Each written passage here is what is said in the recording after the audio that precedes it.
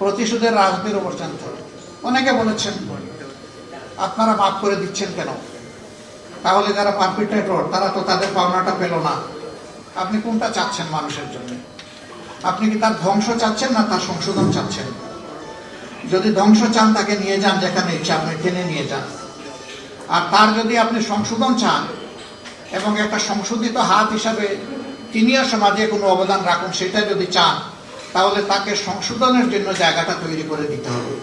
ডেমোক্রেসির beauty হচ্ছে যার যার আদর্শ মেলে ধরবে, জনগণ এখান থেকে চুজ অ্যান্ড পিক করবে, পছন্দ করবে, গ্রহণ করবে। কার উপর কোনো কিছু চাপিয়ে দেওয়া যাবে না। ওরে নির্মূল করো, ওরে ধ্বংস করো, ওরে মাটির নিচে পাতালপুরিতে পাঠিয়ে দাও, এগুলা রাজনীতির ভাষা নয় এবং এগুলো রাজনীতি নয়, এগুলো নোংরামি রাজনীতির নামে। এগুলো বন্ধ হওয়া উচিত। তবে যদি সুনির্দিষ্ট বড় কোনো অভিযোগের কারণে কোনো দল, সংস্থা, সংগঠনের কোনো কিছু পাওনা হয় সেটাও সে পাবে, কিন্তু সেটা আইন হাতে তুলে নয়, এটা আইনি প্রক্রিয়ার মাধ্যমে হতে হবে। আবার আইন সেটা মতলবী আইন হলে চলবে না, এটা অবশ্যই ট্রান্সপারেন্ট এবং ফেয়ার স্ট্যান্ডার্ডের উপর এটা হতে হবে। তাহলে জাস্টিস সেখানে এস্টাবলিশ হবে, ন্যায় বিচার যেখানে থাকে সমাজ সেখানে গর্বিত সমাজ হবে। আমরা ন্যায় বিচার ভিত্তিক একটা গর্বিত সমাজ গড়তে চাই। উনি বলেছেন যে উনি খুব আনন্দিত যে জামাতের আমির এবং মহানগরী উত্তরের আমির দুইজনই বৃহত্তর সিলেটের মানুষ। আমার পরিচয় ভাই ভিন্ন।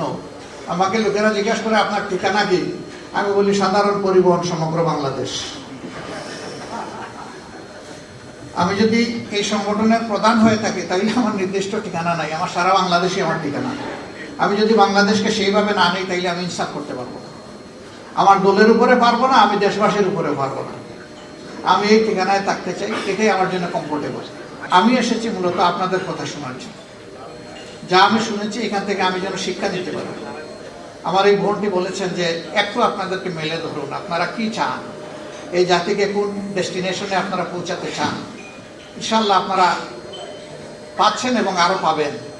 আমি শুধু এতটুকু বলবো যে শুধু আমাদেরকে নয়, যারা এই দেশে রাজনীতি করবেন তাদের সকলকে আপনারা খোলা মনে দেখবেন। খোলা মনে দেখলেই আপনারা সাদাকে সাদা হিসাবে পেয়ে যাবেন, কালোকে কালো হিসাবে পেয়ে যাবেন। অনেকে আমাদের নিয়ত নিয়ে প্রশ্ন তুলে, আমি হাসি। নিয়ত তো অন্তরের ব্যাপারও দেখে কেন? সে তো আমার পারফরমেন্স দেখবে, আমার পারফরমেন্স দেখে আমাকে সে বিচার করবে। আমরা বাংলায় একটা প্রবাদ জানি, বৃক্ষ তোমার পরিচয় কি? বৃক্ষ জবাব দিচ্ছে ফলে আমার পরিচয়।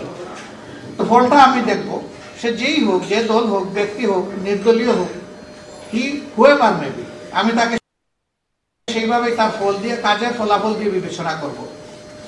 তা আপনারা আমাদের অন্তর সুন্দর হোক আল্লাহর কাছে দোয়া করবেন, আর কাজ ভালো হোক এই জন্য আমাদেরকে সমর্থন দিবেন।